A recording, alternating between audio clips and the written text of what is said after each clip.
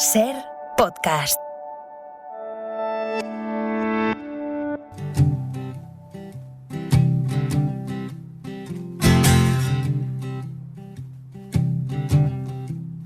In the water, the fire, I'll go wherever you go. In the valley, in the canyons, I'll go wherever you go.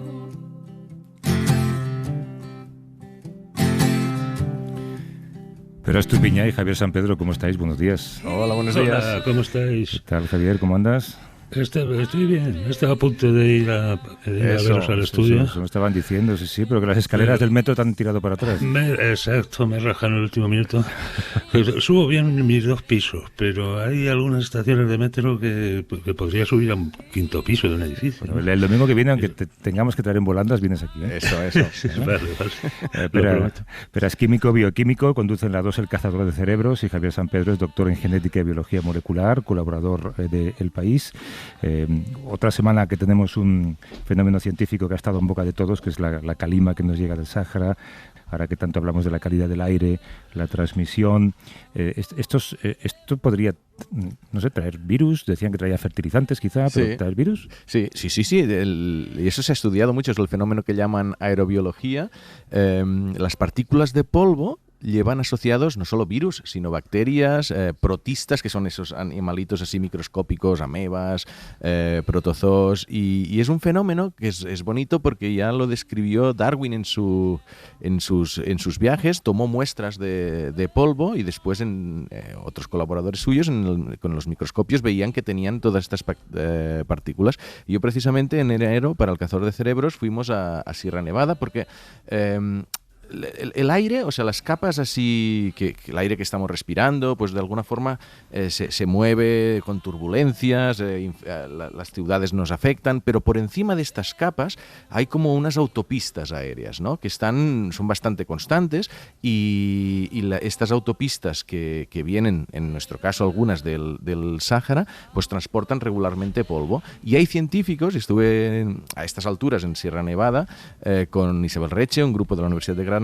que toman muestras del polvo que se deposita en la nieve directamente, y aparte de que tienen colectores, ¿no? Que van filtrando aire y depositando polvo, pero ellos toman muestras directamente de la nieve, de este polvo que llega regularmente al Sáhara, y analizan todas las sustancias que tienen. Y justo ayer le hablaba con Isabel Reche y le preguntaba, y decir, oye, pero ¿han llegado más virus, más bacterias? ¿Puede ser preocupante? Y dice, obviamente sí que han llegado muchos más virus y bacterias, pero no son patógenas. Es decir, son bacterias, virus que están en el suelo y que son muy interesantes, que quizás en algunos temas ambientales y de fertilización, de espacios, podrían tener su influencia. Para la salud humana no, pero es algo que bueno, es muy bonito pensar que también hay vida. Bonito, que te estás tragando amebas mientras que respiras. Bueno, pero científicamente, o sea, pensar que hay vida en el aire, más allá de los animales, más allá de las mariposas, más allá de los pájaros, que también hay microorganismos viajando por el aire, tiene algo poético, ¿no? Bueno, por metro cúbico de aire hay no sé cuántos millones de bacterias. Exacto, pues claro, no te lo imaginas. ¿Sí? El aire puro no existe realmente. Que por cierto, has mencionado la palabra virus, y yo creo que hace un par de semanas que no hablamos del virus, ¿eh? Sí. ¿Tienes ganas de volver a hablar? No, yo te diría, solamente, Javier, minuto y resultado, como si estuviera Carlos. Eso. Bueno, la última ola está bajando pues a la velocidad esperada, y es cuestión para levantar las medidas, que por cierto lo ha hecho hoy, lo he oído en el boletín hace un momento, que Alemania ha liberado muchas restricciones, ¿no? De mascarillas y aforos y demás. Que aquí tomen esta decisión las autoridades sanitarias depende sobre todo ahora mismo de la cantidad de casos, ¿no? De cuántos nuevos casos, del famoso parámetro de la incidencia acumulada, sumados a lo largo de 2 semanas por 100.000 habitantes. Pues, hombre, normalmente hemos hablado de bajar a 50, por lo menos menos de 100. Es verdad que este virus, por lo menos en poblaciones vacunadas, es mucho menos serio. Hay alguna residencia en la que están contagiados la mitad de los residentes. Una residencia que conozco personalmente.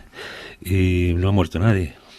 Pues esto en los primeros tiempos de la pandemia habría sido una escabechina. ¿Hablas de Omicron o de Omicron B2, creo que es B.2? Bueno, son parecidas. Es posible que B2 tenga todavía más capacidad de propagación que B1, ¿no? Que la Omicron vulgaris.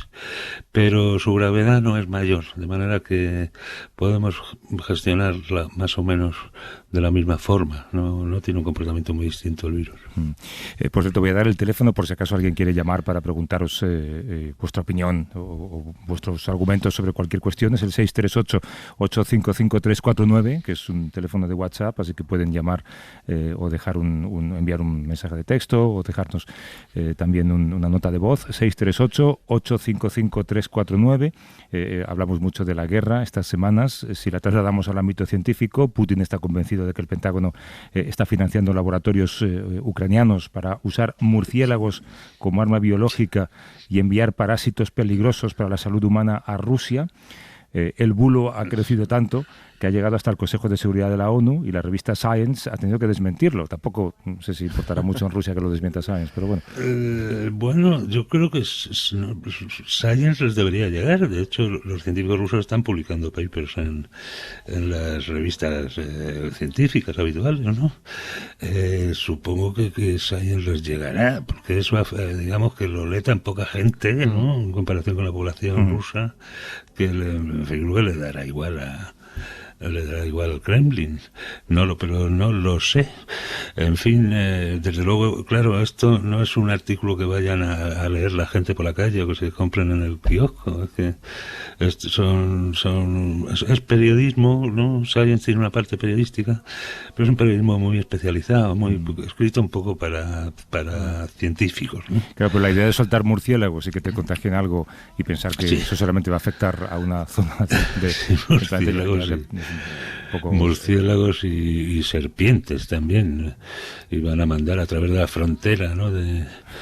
de Polonia, y van a mandar ahí unas serpientes llenas de bacterias, cuando en realidad las víboras que hay por allí, las bacterias que tienen son inocuas. La serpiente, el problema de la serpiente es el veneno que fabrica ella, pero las bacterias no son patógenas tampoco. Y bueno, esto es la historia de cómo se montó un bulo, ¿no? Porque nace a principios de 2020, recordemos que es el primer, ¿no? La pandemia se declaró oficialmente en marzo de 2020. Pues en esos meses, de principios de 2020, se establecieron una colaboración entre una universidad ucrania y una universidad alemana.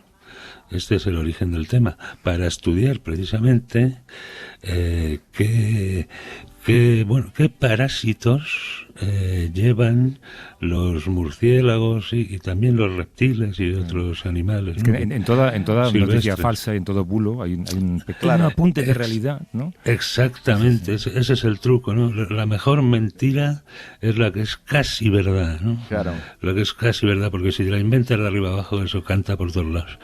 Entonces, aquí han cogido esa colaboración, ¿no? Germano-Ucrania, y la han convertido, tenían una foto también donde los científicos de los dos países están intercambiando materiales, no sé, no sé si sería un bonobús o qué. Y sí, porque la foto se ve un poco borrosa, así como granulada. Y con eso se han montado lo de que Ucrania está investigando en nada menos que en armas biológicas de destrucción masiva financiados por el Pentágono. Bueno, en fin, es barbaridad. Es el mundo en el que estamos. Oye, y una cosa que quería consultaros, el lince ibérico, hemos leído que sufre por una mutación que se propaga debido a que quedan pocos ejemplares y se cruzan entre primos. Es un trabajo además científico español en colaboración casualmente concretamente con científicos rusos. Sí, rusos y polacos, sí. Rusos y polacos. Pero claro, entonces la consanguinidad afecta igual a todas las especies. Sí, es la acumulación de mutaciones deletéreas es típica de las poblaciones endogámicas, y la mejor manera de conseguir una población endogámica es que sea muy pequeña, porque ahí, claro, acaban reproduciéndose entre familiares más o menos cercanos, y la probabilidad de que los dos cromosomas, el de papá y el de mamá, lleven la mutación mortal, ¿no? O sea, como en este caso, pues es sensiblemente superior a una población muy grande donde cualquier mutación tiende a diluirse, ¿no? Tiene un lado gracioso este estudio, Javier, porque estaba revisándolo, y el último autor, José Antonio Godoy, yo lo conocí hace un tiempo en la Estación Científica de Doñana, y analizan el ADN para emparentar a los linces. Es decir, esto... han demostrado que sí, que hay más consanguinidad, que hay más enfermedades, pero entonces lo que hacen es decidir quién se aparea con quién para evitar estas mutaciones, y es una especie como de Tinder o de match entre linces, es verdad. O sea, como están intentando recuperar las poblaciones, y lo están consiguiendo, es un gran caso de éxito, pero ahora están muy preocupados por la consanguinidad, pues seleccionan parejas. Si aparte de todos los demás factores ecológicos o ecosistémicos, ¿no?, que están alterando la población de linces, como el trazar de carreteras, y por no hablar de la sequía pertinaz, pues si aparte de eso aparecen mutaciones de este tipo, recordemos el ejemplo clásico es la familia, la monarquía inglesa, ¿no? Con la hemofilia, que hay muchos casos de hemofílicos por esa misma razón, porque se han reproducido entre... Tú lo has dicho al principio, ocurre en poblaciones muy limitadas, ¿no? Y hay linajes de la realeza, que creo que su población es muy limitada. Limitadísima, claro, solo se casan entre primos. No estamos pensando en nadie, ni en nada. Bueno, oye, en los inicios de esta sección solíamos decir que la ciencia está en todas partes, en las partes más insospechadas de la vida. Una de ellas es en la basura, y hay científicos que se encargan de descifrar la basura para intentar descubrir más sobre lo que somos, sobre la especie humana. Es el caso del arqueólogo Alfredo González Ruibal, que es investigador en el Instituto de Ciencias del Patrimonio del CSIC. ¿Cómo estás, Alfredo? Buenos días. Hola, buenos días. Claro, pensábamos que los arqueólogos intentabais reconstruir la antigüedad a partir de restos de nuestros antepasados, y os imaginamos a todos pues como os imaginamos, ¿no?, con el pincelito limpiando algo de hace miles de años, pero también escarbáis en la basura. Bueno, de hecho, incluso cuando limpiamos con el pincelito algo de miles de años, normalmente lo que estamos limpiando con el pincelito es basura. Lo que pasa es que percibimos más los restos del pasado como basura cuando ese pasado es de hace 50 años en vez de hace 2000. Yo recuerdo que había una revista hace mucho tiempo, una revista americana, que hacía una cosa, y es que mandaba a un redactor a la puerta de la casa donde vivía un famoso y analizaba la basura del famoso a ver qué encontraba. Claro, dejaron de hacerlo porque supongo que les demandaron 40 o 50 veces, porque parecía una invasión de privacidad vaciar su cubo de basura, ¿no? Pero en vuestro caso, ¿qué es lo que dicen los desechos de una casa sobre la gente que vive en ella? Pues dicen un montón de cosas. La arqueología de la basura empezó en los años 70 precisamente para comprender un poco cuáles eran los patrones de consumo de los hogares estadounidenses de aquella época. Y desde entonces esta arqueología se ha trasladado a distintos países del mundo. Yo, por ejemplo, hace pues un par de años excavé el basurero de una casa rural gallega de los finales de los años 60, principios de los años 70. Algunas de las cosas que encontré pues eran esperables y otras no tanto. Y en esas cosas que son menos esperables es donde encontramos las cuestiones más interesantes para los arqueólogos. Por ejemplo, en este caso, una de las cosas sorprendentes fue encontrar ansiolíticos, ¿no? Sabemos que en esta casa vivía una mujer sola, pero uno no identifica el rural gallego de los años 60 con los ansiolíticos, ¿no?, que la gente estuviera tomando diazepam. Bueno, y no solo no tomándolo, sino tirándolo a la basura, ¿o qué? Sí. Bueno, de hecho, aparecía en un contexto que nos habla de un momento de tensión y de estrés, porque aparecían también muchas botellas alcohólicas, de bebidas alcohólicas. En otros basureros que documentamos en la zona sucede lo mismo. Entonces, lo que nos está hablando, más allá de la cuestión individual, lo que nos interesa a los arqueólogos es la sociedad, ¿no? Es encontrar cosas que sean representativas de los valores, de las actitudes de una sociedad. Y el hecho de que apareciera repetidamente estas botellas de bebidas alcohólicas en gran cantidad nos indica que en esos momentos la sociedad rural gallega estaba pasando por un momento de gran estrés psicológico y social, y eso se expresaba, entre otras cosas, pues en el consumo de alcohol y de ansiolíticos. Y para datar la basura y darle un poco de contexto, ¿en qué os fijáis? En el caso de la arqueología contemporánea es muy fácil datar la basura, porque la mayor parte de los objetos con los que trabajamos son objetos industriales. La mayor parte de compañías, de empresas, tiene información histórica sobre sus productos y se pueden datar con bastante precisión. Hay objetos que no cambian nunca, que nos fastidian un poco, ¿no? En plan, las bolsas de pipas Facundo míticas, pues no ha cambiado el diseño en 50 años, ¿no? Y ahí ya nos fastidia. Claro, es imposible ver la fecha de caducidad, con lo cual puede ser de los 60 o del año 2020, ¿no? Como es mi reino no es de este mundo, sin tomar pipas Facundo. Sí. Oye, interesante el concepto de arqueología contemporánea, ¿no? Porque igual tenemos en el imaginario, pues, sociedades mucho más antiguas, pero también la sociedad contemporánea, pues ya hay sociólogos, hay otra gente estudiándola con otras vías, y me pregunto un poco, porque puede haber encuestas o puede haber estudios que te digan unas cosas que son las que las personas queremos mostrar, pero a lo mejor tú, analizando la basura, dices, ups, esto es un poco diferente, ¿no? ¿Os encontráis con sorpresas así? Sí, de hecho esa es la base de la arqueología de la basura, el tratar de encontrar a través de los restos materiales actitudes, formas de comportamiento que contradicen lo que dice la gente. Esto se vio muy bien, de hecho, en estos estudios de la basura estadounidenses de los años 70-80, porque hasta ese momento los estudios de consumo se basaban exclusivamente en las encuestas que se hacían en las unidades familiares. Y cuando se llegaba a cuestiones como, por ejemplo, el consumo de bebidas alcohólicas, la gente tendía a infrarrepresentarlo continuamente. Y lo que vieron los arqueólogos al rebuscar en los cubos de basura es que el consumo de alcohol era muy superior al que la gente estaba diciendo a la que la gente estaba reportando, digamos. O sea, que la basura dice la verdad más que las personas, digamos, ¿no? Claro, es muy interesante. Sí. Claro, yo recuerdo, Alfredo, una vez pasé por el programa un arqueólogo que trabajaba también en fosas comunes, en temas de memoria histórica, pero él trabajaba no en los cuerpos encontrados en los huesos, trabajaba en los objetos.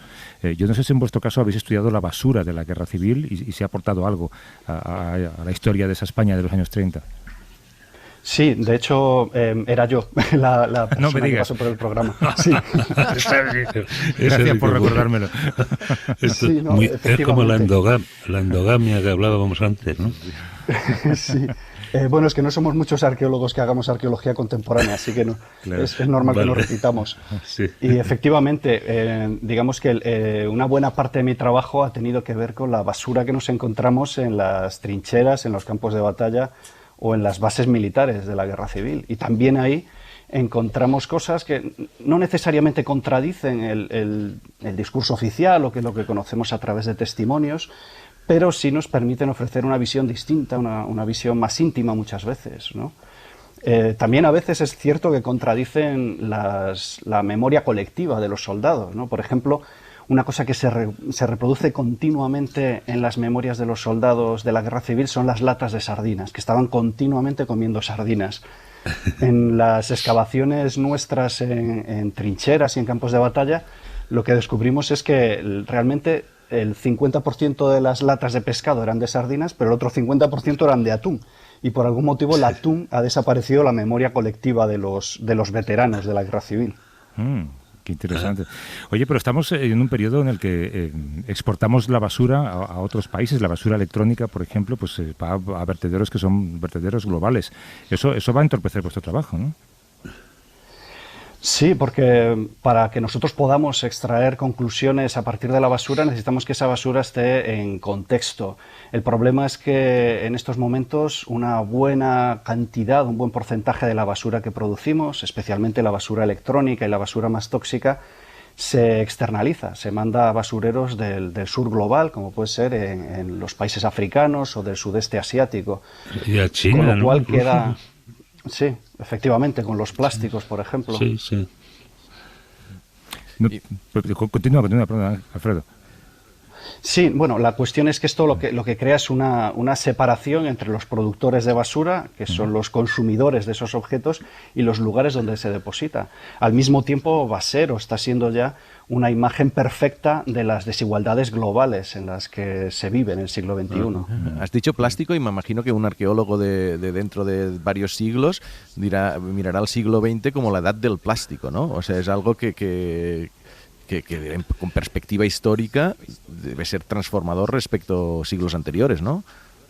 Sí, y de hecho el plástico es uno de los elementos que se está utilizando, que están utilizando los geólogos para definir el antropoceno. Y es cierto, nosotros lo vemos arqueológicamente, que el plástico entra masivamente en las estratigrafías arqueológicas a partir de los años 50. Se ve muy claramente, por ejemplo, hace unos meses estaba excavando las chabolas de los familiares de los presos que viven en el Valle de los Caídos, y ahí tenemos una secuencia muy interesante que va desde el año 40 hasta los años 80, y se ve perfectamente cómo los plásticos hacen su aparición de forma masiva en los años 60-70, en el caso de España, con un pequeño decalage respecto a otros países como Estados Unidos. Qué bueno. Ajá, qué bueno. Bueno, pues Alfredo González Ruibal, que es investigador en el Instituto de Ciencias del Patrimonio del CSIC. Gracias por la conversación, Alfredo. Un abrazo. Gracias a vosotros. La próxima vez diré que tuvimos una vez un arqueólogo que nos habló de la basura y me dirás que habías sido tú. Un abrazo, Alfredo. Cuando queráis. Hasta luego. Tenemos varias llamadas para vosotros. La primera es de Ángel. ¿Estás por ahí, Ángel? Buenos días. Hola, Ángel. Hola, buenos días, Javier. ¿Qué tal? ¿Cómo estás? Pues muy bien. Quería trasladar llamo desde Sabadell y quería trasladar una consulta a los expertos, y es sobre lo siguiente, sobre el tema del coronavirus. Sí. Teniendo en cuenta que ya está bajando la incidencia acumulada, ¿ellos serían partidarios de que cuando la incidencia acumulada estuviese por debajo de 100 o 50, el uso de mascarillas en interiores? Me refiero pues a restaurantes. Entiendo que el transporte público y todo esto pues quizá que haya venido para quedarse, pero restaurantes, tiendas y todo esto ya no hiciera falta o no fuese obligatorio ponerla, además teniendo en cuenta que ahora, por ejemplo, en China otra vez vuelve a haber un brote. ¿Serían partidarios de que ya a futuro ya estuviera para quedarse la mascarilla en interiores? Gracias, Ángel. Un abrazo. Un abrazo, muchas gracias. A ver, expertos. Pues será lo último, ¿no? Eso será lo último que se quite en los interiores. En los exteriores ya, la verdad es que mucha gente sigue llevándola, esa es la pura verdad. Sí. Algunos simplemente porque son alérgicos. Sí, han comprobado que mejora mucho su alergia al llevar la mascarilla. Pero bueno, sí, dime, espera. No, una anécdota muy rápida. Creo que en el MIT esta semana salió una normativa de que ya liberizan, o sea, puedes ir sin mascarilla, y había una cosa importante que era que no puedes pedir a alguien que se ponga la mascarilla. Sí, era como decir, bueno, la puedes utilizar si quieres y tal, pero no se puede exigir a alguien que se ponga la mascarilla. No responde a la pregunta Sí, hombre, tarde o temprano habrá que tomar esa medida. Lo ideal sería combinarla con algún sistema de medición de la calidad del aire. Entendido por calidad, bueno, estos medidores de CO2... Sí. Que no miden el coronavirus directamente, pero sí te indican si el aire ya está muy viciado, muy cerrado, y por lo tanto es probable que tenga virus también, ¿no? Bueno. Y si los sistemas de ventilación mejoran, ¿no? Que el resto de preguntas las guardamos para la semana que viene. Una matización, Javier, y te la hace Paqui Ramos. El lema era: y el toro dijo al morir, siento dejar este mundo sin probar pipas Facundo. Ah, claro, pero te faltaba lo del toro. Pero yo se lo he mejorado bastante, ¿no? Pero es tu piña de Javier San Pedro. Hasta luego. Hasta luego.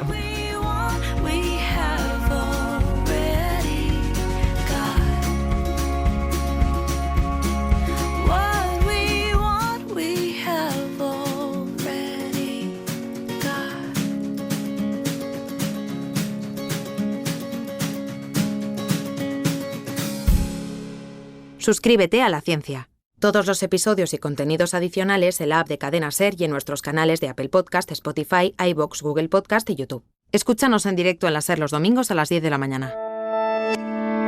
Cadena SER. La radio.